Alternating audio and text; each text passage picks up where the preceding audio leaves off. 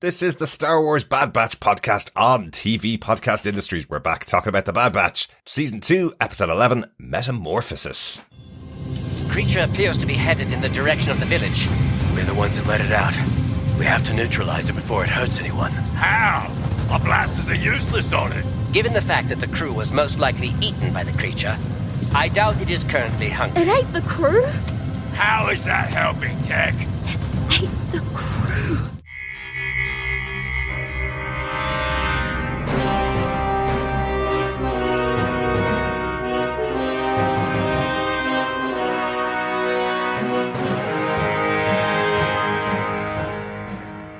Welcome back, fellow Batchers, to TV Podcast Industries. We are talking about Star Wars The Bad Batch, Season 2, Episode 11, Metamorphosis. I am one of your hosts, Derek. Hello there, fellow Batchers. I am one of your other hosts, John. And rounding out this group of clones, I am Chris. I am Chris. I'm also Chris. We've cloned Chris. I see what you did there. Just so he can be here more often. Exactly. It was a thinker, really, technically. Yes. Like, you know. Let's hope there's no defects in the genetic code. We're nothing but defects, but it only makes us stronger. Much like the Bad Batch. Yes. I thought you were going to go for one of the three Fantastic Beasts, Chris, for this episode. Oh, we could call him Dolly the Chris. But welcome back, fellow Batchers, to a really, really good episode of The Bad Batch. We will, of course, be talking spoiler-filled in our discussion about The Bad Batch Season 2, Episode 11, so make sure you watch that episode before you continue on with the podcast, because this is a good one.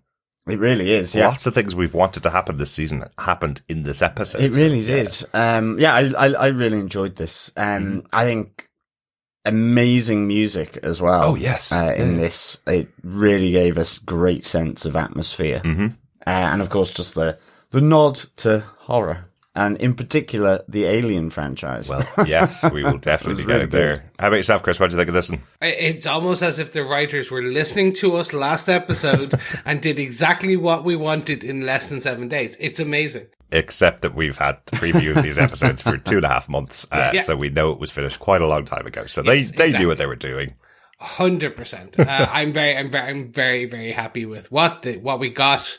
And yeah, it's a tough one. It's like they literally re-showed me, once again, I should say, they showed me once again why I really enjoy the Bad Batch and the quality that this show can put out each and every week. Absolutely. If you haven't subscribed to the podcast, you can subscribe to the podcast over on tvpodcastindustries.com, our brand new website. Go check it out over there. Of course, it's the same name we've been calling it for almost 9 years now, but it does look different. It's very nice over there. Go over there and subscribe to the podcast. We have one feed specifically for the Bad Batch and the other shows that we're covering at the moment, which are Star Trek Picard, the final season, and The Last of Us Season 1.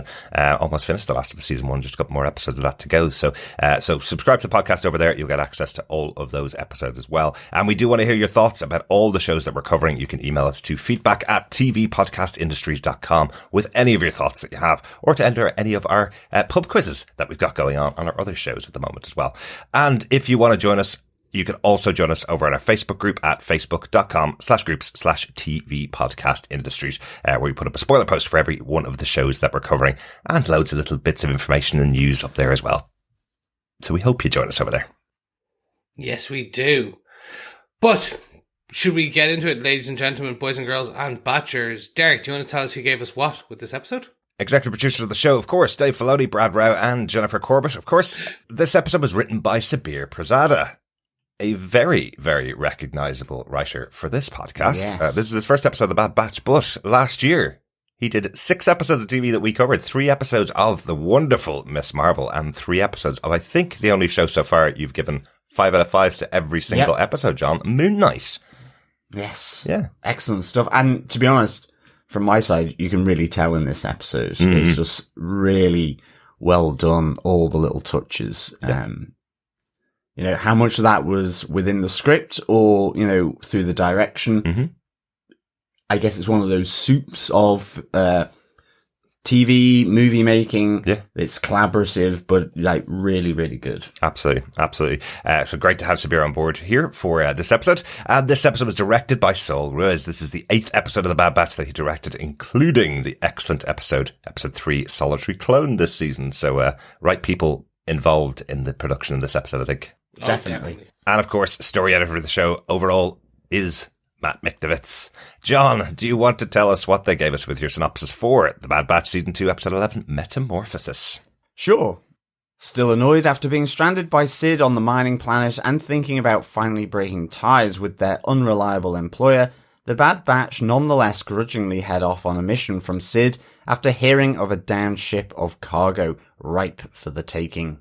Elsewhere on the planet of Tantis, Dr. Hemlock arrives at an Imperial facility where Nala Se, imprisoned following the destruction of Kamino, fails to be persuaded to help Hemlock continue her cloning research. Her refusal to serve the Emperor forces Hemlock to consider other avenues to force her to help. More bad news piles on Dr. Hemlock as his assistant informs him that Research Transport 904 has failed to arrive on Tantis. Hemlock orders the recovery of the asset as a matter of urgency. The Bad Batch arrive at the transport only to realise that something terrible had befallen the ship and its crew. As they attempt to collect the cargo and restore power, a strange beast attacks them, seemingly fixated on feeding off pure energy, which accelerates its growth. Escaping the transport, the beast feeds off a nearby town's power supply, and only then does Hunter realise the creature is a Zillo beast, similar to the one that attacked Coruscant during the Clone Wars. While Tech and Omega obtain highly classified files from the Imperial ship, showing the Zillo beast was cloned on the orders of the then Chancellor Palpatine. As the Imperial forces recover the Zillo beast and round up the inhabitants of the nearby town to keep the Empire's secret, the Bad Batch escape the chasing fighters on the Marauder. With loose ends to tie up, Hemlock orders the tracking of the unknown military-class ship, and back on Tantis meets Lama Su, former Prime Minister of Kamino, who informs him of a clone girl that is the key to leverage his former head of research, Nala Se. Ooh, big moments here in this episode. Lots and lots to talk about, I think. Let's get into our blaster points for the episode, our top 3 moments that we have. Blaster point number 1. We have to really start with the opening of the episode. What a way to kick off the episode. The alien-style attack, I think we can call it. Yes. Definitely. This was a great opening, just seeing that damaged ship adrift. I mean, not just alien or aliens, but even a little Event Horizon, you know, all these different kind of references. But I loved it from the music, just the whole feel, you know, that single stormtrooper running through, everything sparking, sort of gas being vented.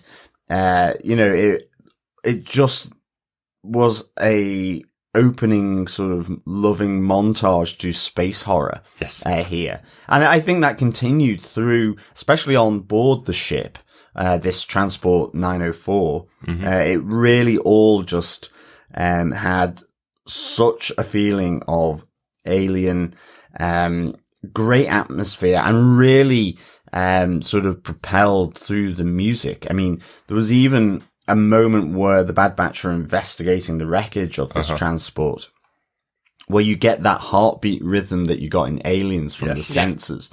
And just really good. Even just the tail sliding through above Hunter, Wrecker, and Omega in the laboratory on the ship. Just felt like Alien. So I thought this was great. Absolutely. I have to say the tail that went, that slid, past above reminded me of the trash compactor in Star Wars A New Hope, where, they're all trapped in there and you see kind of the tail of the beast, under the water, passing them by. So there is history in Star Wars of it as well. That is true. That's true. And the other side of that was just Tech in the, on the flight deck of the ship. It felt really video gamey as well. Just with him sort of looking round and back again to the console where he's trying to restore the power, flipping up and down his visor, and then the visor perspective point of view. I thought this was just excellent. I loved this. This for me was literally all the points John has said, in taking into account as well, like Dead Space recently came out for video games. That's right. The remake, yeah. Sorry, a remake of the original Dead Space. And it's very much that. It is, this guy you're running down, you can have melee weapons, less so usually, but more, I think it was also Callisto Protocol, which was full melee weapons as well. And it's that kind of, if you dark and close spaces, vents, things like that. Like, you hear a growl in the corner, you don't know if it's above you, below you, to the left or right. And there's something to say about that, what goes bump in the night style. And as we learn a bit more about it as well, we kind of, there are touches of Jurassic Park, of course, as well, because, what the stormtroopers are carrying are these electro staffs, which will push the beast back, which you get within the trainers in Jurassic Park who are trying to keep back the beast, but when they get free, they eat them. So what we do see, I was quite surprised at this. I had to check it a couple of times. I think the first time the batch see the Zilla beast hanging out of the ceiling, he's eating the arm of one of the stormtroopers.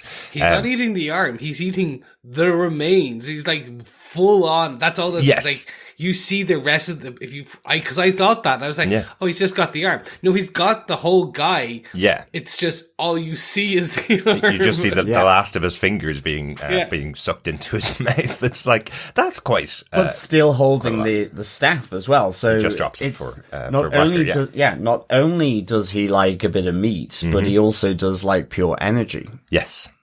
Well, that's all the bodies are. They're just like lots and lots of batteries of energy. Yes, so do we think that the reason why the stormtroopers particularly are getting attacked, you see the big difference in these stormtroopers is their energy light bulbs that seem to be on the front of their masks. Like, is that attracting the Zilla beast more to attack them and kill them than it is I guess for like a moth to a lamp or something. Yes. Yeah, I wonder if it's something to do with that. But a wonderful opening scene. Really, really enjoyed that. And yeah, as you say, it does continue throughout the episode, but that moment itself when you have the stormtrooper running down the hallways, looking all around him, the only person left on this crashing ship, and he's more worried, obviously, about his life. He's probably going to die in the crash, but he's more worried about being attacked by the monster at this time. So I thought that was quite cool.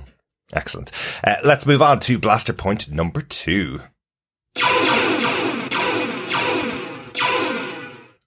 They did it. Finally, they did it. After 2 seasons of being sent out on missions and an entire season this season where they failed every mission sent to them by Sid, it took the fact that she wouldn't even send a transport to pick them up for them to finally break ties with Sid. They could have been left there forever. I love Sid's response to them when all of the Bad Batch are giving out to her. Even Omega is like, what are you doing? She spent lots of time with Sid before and considered her a friend, but even Omega's giving out to her. And Sid's kind of going, but what's the problem? You got your ship back. Shut up and go out in the next mission. Well, that's it. Everything ended off all right in the end. What are you worrying about? Why are you tying yourself up in knots? But I'm really glad it was said ultimately, primarily from Hunter, where he says, what makes you think we'll come back at all? So that was really good. And then Tech coming in, because actually Tech makes the point which possibly I wasn't considering as heavily as I possibly should have been doing in considering whether, why they haven't split already. He talks about, given she knows what she knows about them, it would be problematic to break ties with Sid. Yeah, let's look for a diplomatic solution so that we can break away and she may not give out our information. Like, we did mention this in the episode where we were introduced to Fee for the first time, a known pirate in the galaxy who's been told all about the individual members of the Bad Batch by Sid. So Sid's not afraid to share this information with people. And as we can see here, if it makes her money, it's very likely she'll share the details of who the Bad Batch are. Yeah, definitely. But nonetheless, they do go on one last mission for her because she does up her cut for them. I like how it starts with Sid saying, well, I'll give you 30%. And it's like, that's our normal cut. Normal cut, yeah. But she makes it to 50, half and half. So yes. Fair dues. What do you want to do? Mope or make money? I love that line from Sid. But do we think this is the proper breakaway from Sid? No, because they still fail again. Even at the end of this episode, they fail. That's So true. you're just like, they still haven't, there's just like, yeah, one more job. They haven't even completed that one more job yet. That is true. And Sid does kind of make the point, this is a mission you cannot fail. It's a downed ship. I mean, she doesn't know the contents of the ship, but it almost feels a little bit like a threat of, or else, if they do come back. Maybe. I mean, I'm kind of just extrapolating a bit from that. It's what's unsaid here. But she seems to be making the point, this is a win-win. Don't mess up. Yeah. I actually like the other side of that more, because she sent them on this mission once again. They're going, okay, we'll do this job, one last job for it. And then they look into the mission and it's basically, down ship, here's the coordinates. No detail, no transponder coordinates, nothing to track where the ship is, no details behind it, no idea what the cargo is. It's like, just go here and get it. It's a simple job, but I've given you no details beyond the mission. So I think it actually cuts another wedge in between the Batch and Sid, because they're going, not only is she expecting us to do all these missions for us, she's giving us no detail behind them either. I do believe that by the end of the next 3 episodes, like, they will no longer be working with Sid at all. Like, I think so. Left in the season. I think by the end of the season, they'll have broken away. The question is, have they broken away to a new handler, or do they go almost full rebellion and work with the fledgling separatists that are there at the moment? I think that probably leads us quite well into our final blaster point, because there's a couple of little nods in there that I think we need to talk about in connection with Sid and connection to where the Bad Batch are going to be going. So let's pop on to blaster point number 3. So we have mentioned the Zillo Beast. Fans of the Clone Wars will recognize the Zillo Beast in its final form. Let's say this is like a Pokemon, basically. It starts out as an alien style, very small one that could fit inside a ship, and then it's the size of a massive ship by the end of the episode. The more energy it fuels up with. But the reason why people from who watch the Clone Wars would recognize it is because I think it's season 1, actually, it's very early on, maybe season 2 of the Clone Wars, the Zillo Beast attacked Coruscant, the energy center of the galaxy, almost an entire planet made of a city, effectively. So the Zillo Beast has been in the show before, but that story effectively ended with Chancellor Palpatine. After it had been knocked out by a poisonous gas, I think it was, Chancellor Palpatine calls for it to be cloned because of this ability it has. Its armor, effectively, its skin is impervious to shot. So he wants to use that, clone it, and turn it into new armor for his new troopers, effectively. So a long time ago, there's a reference to the Chancellor wanted to use the clone technology for other things that can enhance his new Imperial army. So all that way back, and now it's coming into season 2 of the Bad Batch. That's kind of cool. Yeah. Do you think he cloned it into himself?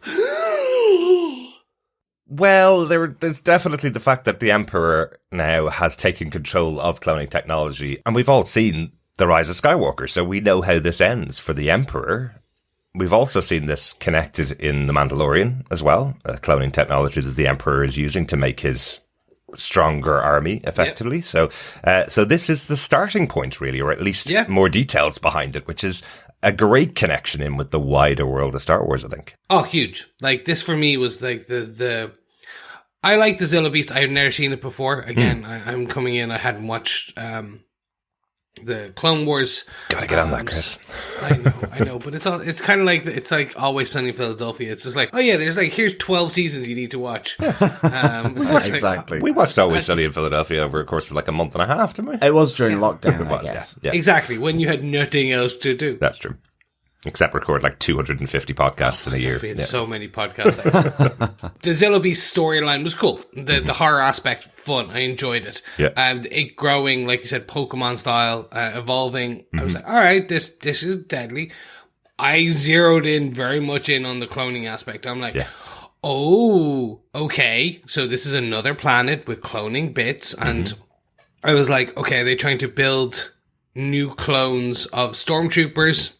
Of kind of essentially like variations with different things, because we had seen that there is another sniper elite unit of kind of clones that has been this previously in one of the earlier episodes. We saw it as a sniper. We thought it was Crosshair. It wasn't. In the big two-parter, yeah. In the big two-parter. And I was like, oh, maybe it's that. And then I just straight away went, oh, no, this is 100% linking into the newer trilogy. This is basically, and then when you started talking about the electricity, skin, and feeds on energy, I'm like, oh, okay, well, yes, what other evil Sith Jedi protrudes electric kind of thunder and lightning from his fingertips? And probably it would be good if his flesh and skin had some form of kind of protection from that. Yeah. It makes him even more powerful if somebody else used the electricity on him. Yeah, that'd be kind of cool. Yeah. So he's researching all of this stuff with the help of one character definitely, or trying to get the help of one character that we thought may have been gone at the end of last season when her entire planet was taken down. But yeah, Nala Se is in prison here, the lead clone engineer from Kamino. Yeah. So no, I think we knew that she'd gotten away at the end of last season, but had been taken away. But we didn't know she was in prison. Definitely. I mean, I love that we kind of come back to this planet called Tantis, which we saw right at the end of season 1 of Bad Batch, where it was more they discovered stormtroopers for the first time. This huge Imperial facility, again, looking very cool, being sort of deep in the mountains. Yeah, very cool. Very really enjoyed that. Layer, isn't it? I loved Dr. Hemlock, just kind of really kind of threatening in that quiet, threatening way, and recognize the voice there of Jimmy Simpson. Absolutely. As Dr. Hemlock. Yeah. Funny that Chris mentioned Always Sunny in Philadelphia, where Jimmy Simpson is a major character throughout most of the seasons. Very weird character, but most people probably know him better from Westworld. Yes, season 1. Oh, okay. I still haven't watched that either. So yes, no, I know from many other things, but yes, that Always Sunny, and it was his voice I got straight away. Yeah. It's that kind of like, oh, I know him, but he could be one of 2 other actors, because they have quite similar kind of deep voices. And then I was like, oh, no, that's Jimmy. I got him. Okay. Yep. But it's here that Nala Se is, doesn't want to be involved here with this. She kind of knows what the Emperor's up to. Absolutely. And it's also about the Empire. It's not just simply sort of removing the tech. It was the attack on Kamino was to acquire the asset of the Kaminoans' cloning technology in order to control it, which is what Tech finds out as well in the data banks of the transport ship. Yeah. I like how this ends where, on the one hand, you have all the locals being rounded up, to make sure that this secret of the clone Zillo Beast doesn't get out, yet the Marauder escapes and the clones escape. They don't know who is on board that ship at that moment, but then it's, all this highly classified military stuff they need to track down, and you get this from Hemlock, find out who was aboard that class of ship. Exactly. So I kind of really enjoyed that, and I liked how it also then, it fed into seeing the former Prime Minister of Kamino, Lama Su. It seems like, even though we're not entirely sure, it seems like Hemlock, whilst he can deal with this cloning technology, there's maybe aspects of it that he needs the expertise. So he's trying to persuade Nala Se to be involved. Yeah. I do love her reasoning behind why she doesn't want to help them. Well, you destroyed my planet and all of the cloning facilities. Why do you think I'm going to help you? Exactly. I understand what the plans of the Emperor are. I'm not going to help. So I do agree, of course, with Nala Se here. But Lama Su, he brings the way of possibly getting Nala Se to help, which is his own freedom. Yes, there is one clone girl who could be the key to unlocking Nala Se's help and controlling her. Yeah, we know that girl very well. We've been with her for the last 2 seasons. Omega is the key. Yeah. So I mean, it looks like there's going to be this Imperial threat now for the Bad Batch again. They've been kind of off radar. We were saying about that, but now we have the potential that they'll be sniffing around. Yeah. we have a good bit of season left, and I think they're setting it up well now. Like, they're kind of like, okay, so Omega's the key in order to get the remaining Kaminoans, or the two of them, question mark, but like, are we down to Noah's arcing a whole planet at the moment? I guess so. Yeah. The last of their kind. Yeah, and Nalase and Lamasu do not get on very well. No. And I think the only other Kaminoan that we know is the one that's in on Coruscant. Yeah. In the council. And again, another not very nice person. I don't think they're not in the council. They lost their role in the council. Yeah. There's no planet, I guess, for Kamino. It was But the there's a planet, representative. there's just there's civilization. Yeah, I guess. Essentially, like, they're starting to thread, like, okay, well, what do we need to move forward with this clone storyline? Because, again, our protagonists are clones, and we still need to figure out where we're going into the next season, kind of thing. Yes, we do. And I think there's a little indication. We kind of knew this was coming as well. Yes.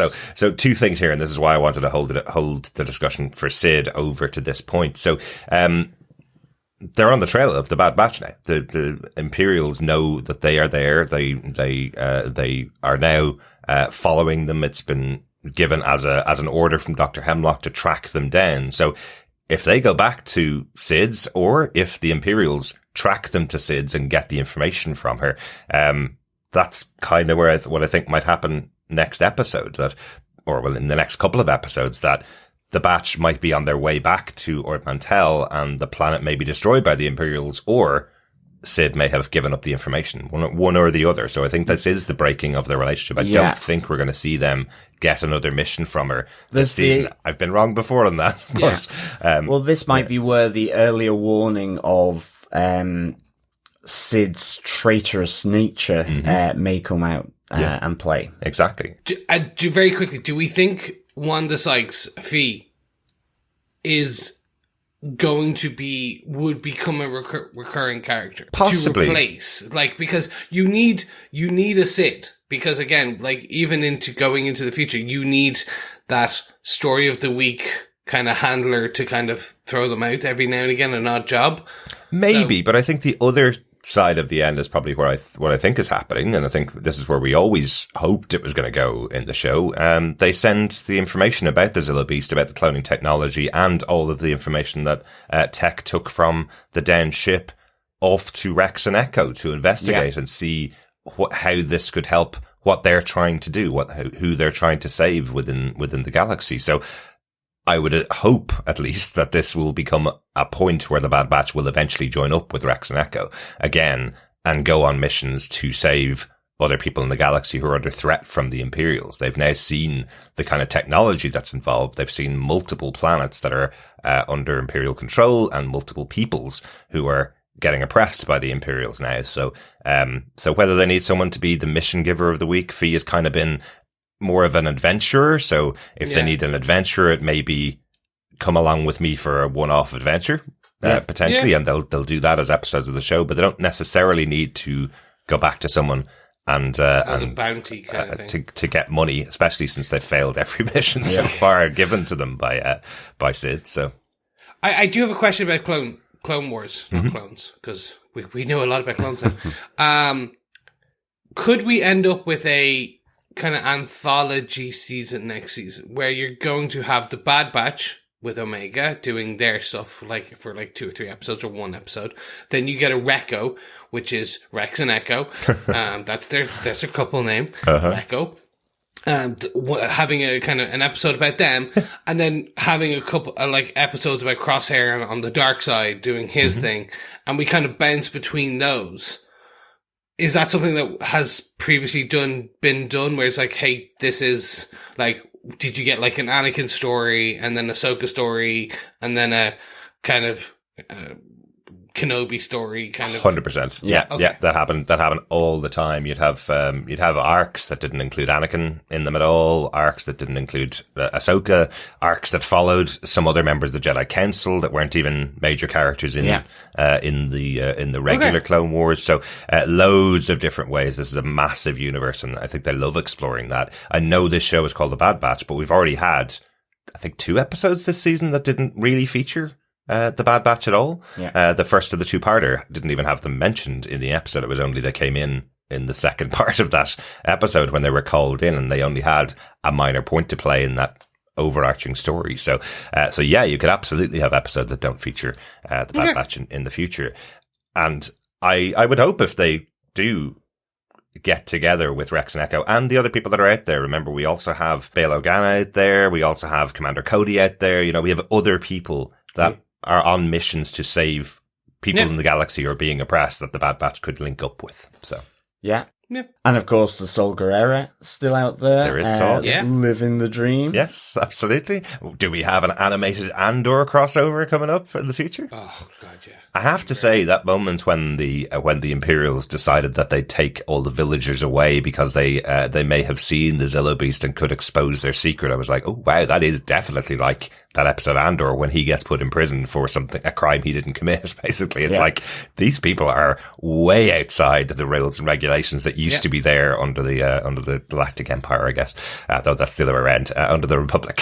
So they are really overstretching and just rounding up people now. Yeah.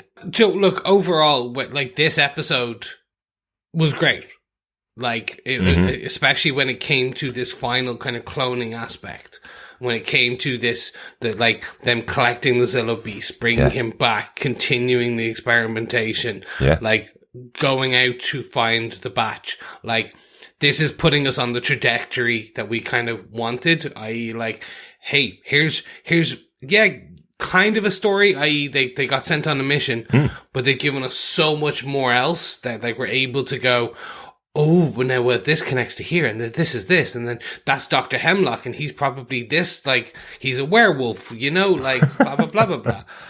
Okay. Hemlock joke. Yeah. You know? You're right, though. It is excellent connections that we have from this episode. Really, really good. Totally right, Chris. That's your final thoughts on the episode. Anything else to add to your final thoughts?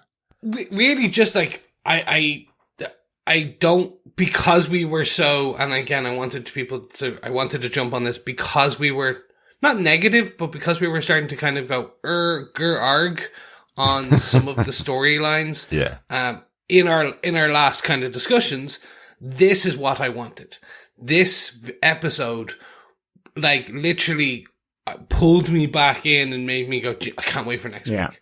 Now, because I'm like, you're putting me on the path where I'm like, each episode, I'm like, okay, let's do this next. I can do this. I want to find out more.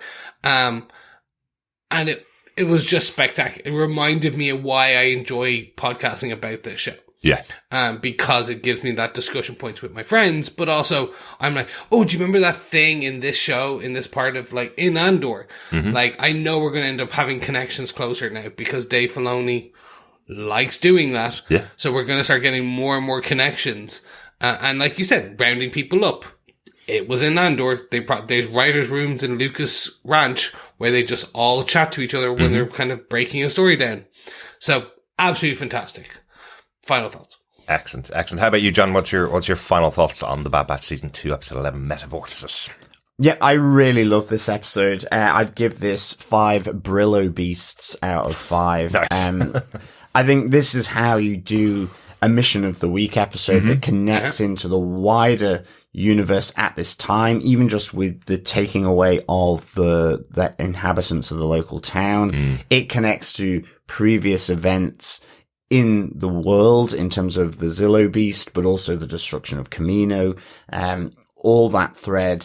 It has great, just great atmosphere, great music, I thought, for this episode. And I love the introduction of Dr. Hemlock, you know, so this had a load of different elements here that I absolutely just loved. Yeah. So, and, you know, then the intrigue and the threat then that Dr. Hemlock and the Imperials now are on the trail again of the Bad Batch. So for me, this was absolutely superb episode in this series. I'd give it 5 Brillo Beasts out of 5. Fantastic. Good for the pans. I like it. Derek, what about yourself? I love this, but I just want to make sure that I'm clear. I just want a bit more of this balance in other episodes. I have no problem with the episode, the one-off episodes, which are, mission of the week. There's no issue with that. This episode is a mission of the week. Oh, yeah. But the Yeah, fact that definitely. they just call out those connections that we wanted them to call out in the past makes this so far beyond what we saw the previous 2 weeks. Previous 2 weeks were fine. They were grand. But I wish we had a line or two in those episodes that would have connected it that would have elevated them into this level. So we've gone from episodes that were, 3 or 4 out of 5 to a 5 out of 5. But you could balance them. You could just put a little bit of these in the other episodes, Absolutely. and that would elevate them just a little bit higher. So the moments in this episode that connect to the other episodes, absolutely great. Connecting all the way back to early episodes of the Clone Wars, connecting, as Chris said, to, sideways to stuff that could potentially be in Andor, references to things that we saw in The Mandalorian, like, what happens when you have troopers that have armor that can't be pierced by laser blasts? Well, we've kind of seen that in live action before. And then, of course, the Emperor having control of the cloning technology, which will eventually come into major play in the big movies. All of that contained in this 22-minute episode. Excellent work. Really, really enjoyed it. So happy about that. The one other thing I do want to call out about the episode that I absolutely loved, and I don't know whether it was just me, I was really focused on it because I loved it. The animation in the show has always been really good, but there's a moment when Omega and Tech walk into the cloning room and they mention that it's cold. And from that point onwards, you see the steam coming out of their breath. That's such a difficult thing to do in animation, and it works so well. It doesn't look out of place, but you see Omega breathing every time she's talking. That's really good. And that's so cool to just have that attention to detail that they have in animation. I had that as well in my notes, just the breath from Omega in the cold lab. So cool. Yeah, really good. Yeah. Particle physics, man. Particle physics. You gotta love it. Good stuff. Let's move on to some feedback for last week's episode, for episodes 9 and 10. First up, we got an email in from Shannon in Pittsburgh.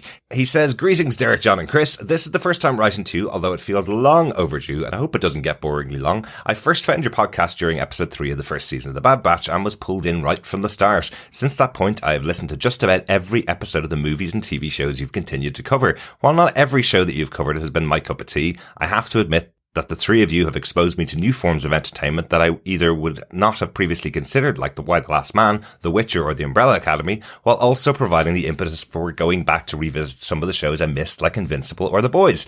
I've listened to a number of different movie TV review podcasts before, but I tend to not stick with them because the hosts eventually get to the point where they are so negative about the shows they cover just to seemingly prove to their audience that they are not just fans but rather experts.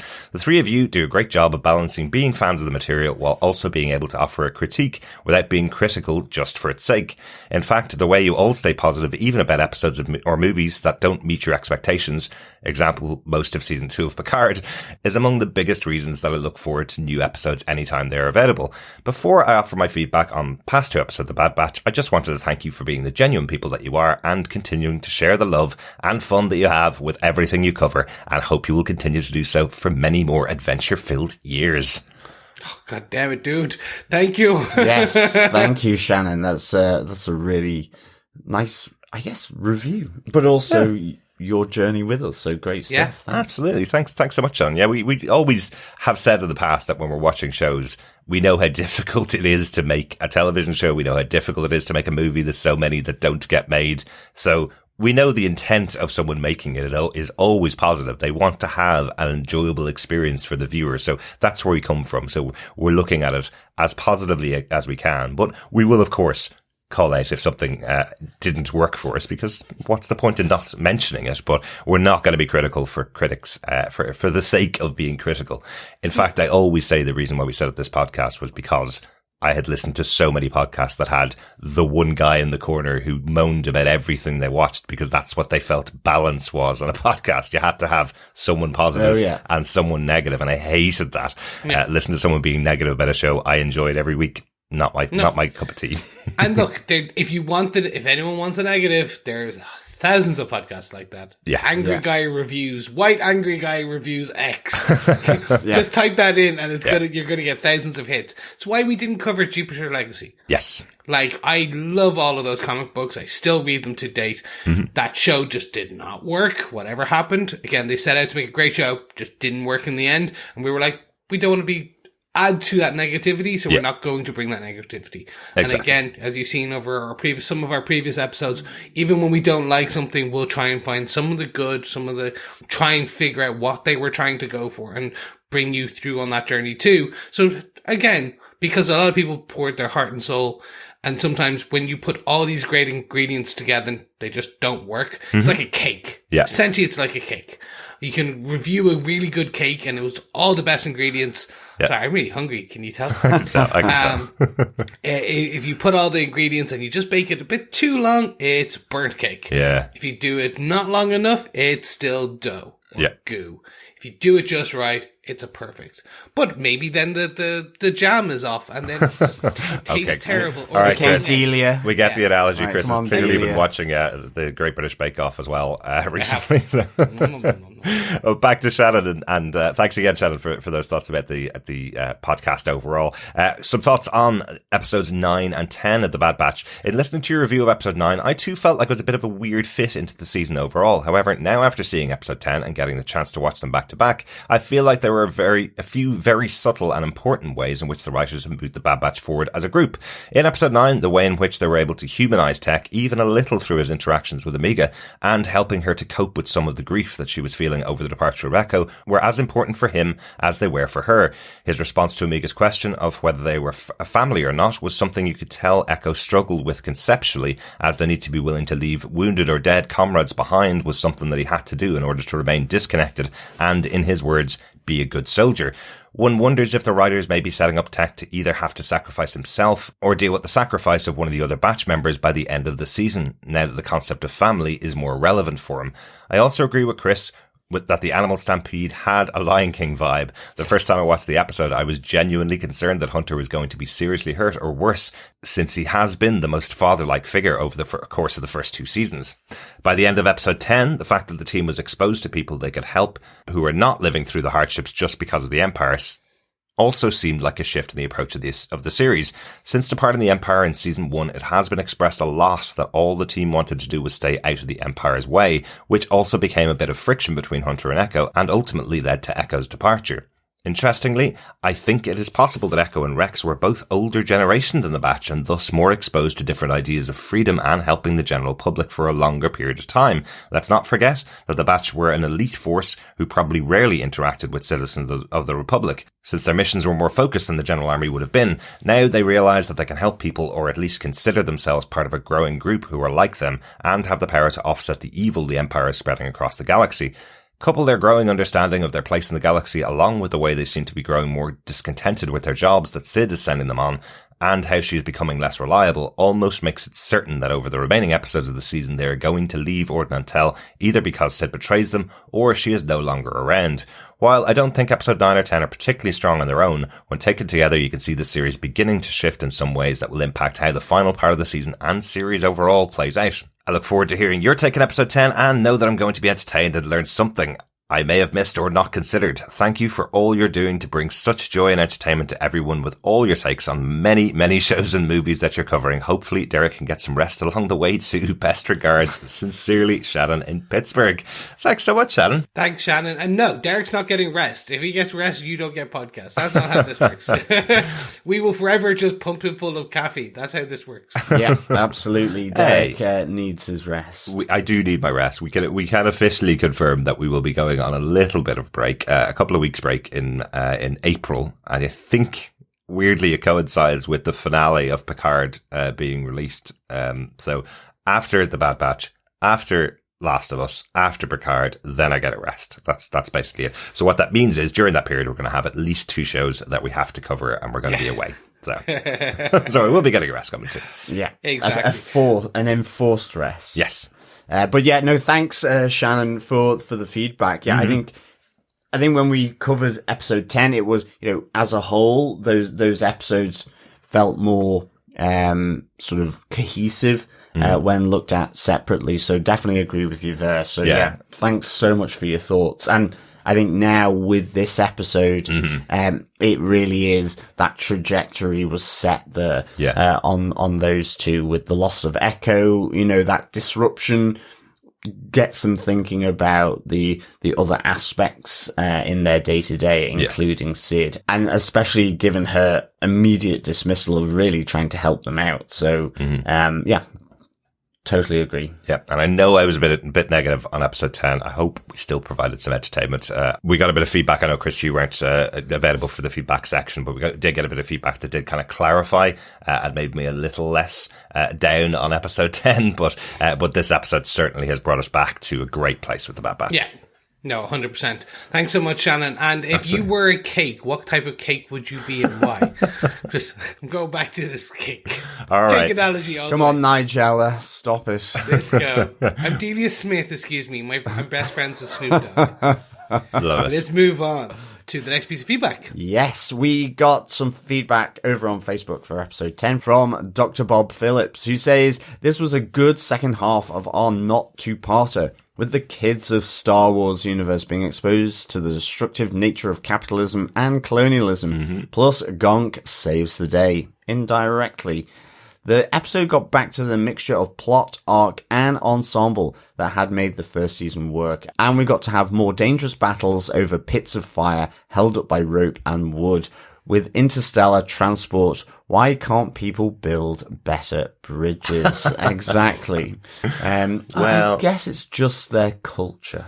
It is, and it's also a massive feature of Star Wars, right? The way back to A New Hope, there's always been bridges that don't have sides on them or any form of health and safety measures, all the way through to, can we say, the death of Han Solo? The way through to that. That's on a bridge that doesn't have any safety measures on it either. So yes, people are not good at bridges in this universe. Yeah, I mean, the Death Star was an internal death trap, let alone an external one. For the people of the galaxy. Stormtrooper who hit his head.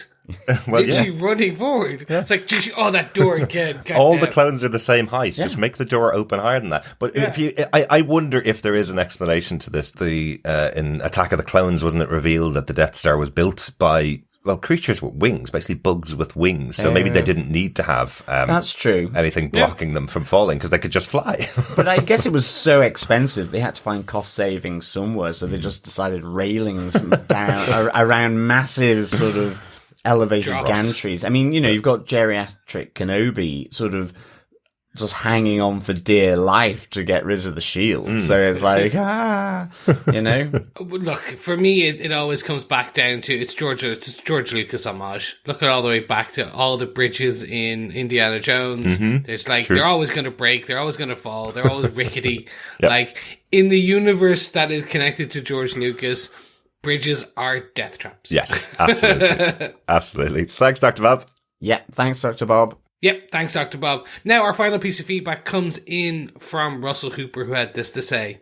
Did anyone else get the Force Awakens vibes when Benny was essentially trying to think of a nice family-friendly way to put this, taken advantage of by Moko? I looked at my wife when Benny was trying to convince Moko to make him Employee of the Month and said, this is just a remake of Rey on Baku when she was selling scrap for food. Yes. 1/2 portion. Yes. I did say to Russell that we use that phrase an inordinate amount of time for two adults in our house when serving dinner. So yes, I should have recognized that connection. 1/2 portion for you, John. Yes, thank you. I feel like Oliver Twist now. Please, can I have some more? Like a full portion. One more portion. Yes. Russell went on to say, the scene where Hunter swings to catch Omega was really well done visually. You guys have mentioned the timing by Omega, another potential use of the Force in a small way. Yes. No. Maybe. Yeah, maybe. No, just true trust in the other Bad Batch members. I'm going for. Okay. I want her to be a Force user. I know you do. Maybe have this, okay? Not happening this time. There's so many Force users in the galaxy. It's true. Russell went on to say, let's say you're right and the show goes on long enough to need to replace characters. What type of people do you think they should add? Both from a storytelling point of view, and this is what the Bad Batch need to get their jobs done point of view. I'm keen there's basic pilot, engineer, mechanic, fighters, etc. But a rogue, like Benny or even Han Solo, Lando Calrissian type, a Force user, assuming that's not Omega, Omega will certainly become the leader of the batch when she gets older, in the vein of Leia and Hera. I'd like that. Okay, need to finish the podcast. Thanks for letting me go on and on and on. No problem, Russell. Thank you so much. And you're not going on and on at all. I'm of it needs a bit of a force user and a rogue, like Benny, or kind of the Han Solo, the scoundrel, if you will. Those are the ones that I think it's missing. The one who can kind of blag their way out, of a den of iniquity, of scum and villainy, like that type of person. A Jack Crusher, if you will. Yes, exactly. Yeah. Jack Crusher. The other star thing that we've not supposed to talk about. Yeah. Definitely. I mean, I really like the idea of Benny coming on when it's Omega who becomes the leader of the batch, as she gets older. I like that, connection to Leia and Hera, for sure, that you mentioned there, Russell. I also feel like most of Star Wars, because I'm so obsessed with him as a character, that, we just need Grand Admiral Thrawn as well, chucked in there. Joining the Bad Batch? No, just being being the antagonist to the Bad Batch. I see. It's kind of, I think anything with Star Wars that is going to have Grand Admiral Thrawn, for me, is just going to be, like, awesome. Well, we will be seeing I know in will. Ahsoka very soon. That's why I can't wait. Because it's a bit like with the Andor thing. It's like, he's not a force user, but he's just massively strategic, really good. I like that kind of, them having to come up against that from the Empire, because, the Empire can't just simply be, stormtroopers having really bad shots. Certainly when they're set up to be even more elite than the clone troopers to some extent. It's kind of like why on Rogue One, that moment where the Star Destroyers come in and immediately fire and take down a rebellion ship is to me just stands out, because I've never seen that done from a Star Destroyer. And whatever you think about the Death Star, the Star Destroyers are powerful battleships in their own right. They can destroy stars, apparently. So, I reckon that. But certainly, I would like to see Benny. I think there was a great connection there with Omega in the end. What I'd really love to see from the show, and I think it's kind of the overarching thing that we were talking about before, as they start to go around the galaxy, I'd love to see this group grow, and then we get a pocket of a rebellion group built out of multiple characters who can be called upon for whatever missions they want to go on. That would really get the show going on for 5 seasons if we expanded the Bad Batch with loads of different people. And as you mentioned earlier on, Chris, if they went off on their own missions, but it's 3 or 4 different people with Hunter, who they've picked up and saved from different places. I think that would be really cool to see this growing rebellion, as we go on throughout the season. But I know that's going to be the story for Andor as well. So, maybe they don't want to go that way. Excellent stuff. Thanks so much, Russell, for your feedback. Thanks, everybody, for your feedback. If you want to send any thoughts to us about any of the shows that we're covering, of course, you can continue to email us to feedback@tvpodcastindustries.com, or pop on over to our Facebook group at facebook.com/groups/tvpodcastindustries. Next week, we will be back, of course, with our discussion about Star Wars The Bad Batch Season 2, Episode 12, The Outpost. Ooh. Excellent stuff. Looking forward to that one. Yes, it sounds like we're going from an Aliens ripoff to a Thing ripoff. That would be awesome. Yeah, that'd be cool. My favorite horror movies of all time. I want to watch that now. Yeah, thanks so much, fellow Batchers, for joining us for the discussion of Bad Batch Episode 11. We'll see you next week, but in the meantime, keep watching, keep listening, and keep being bad. Bye. Bye. Bye.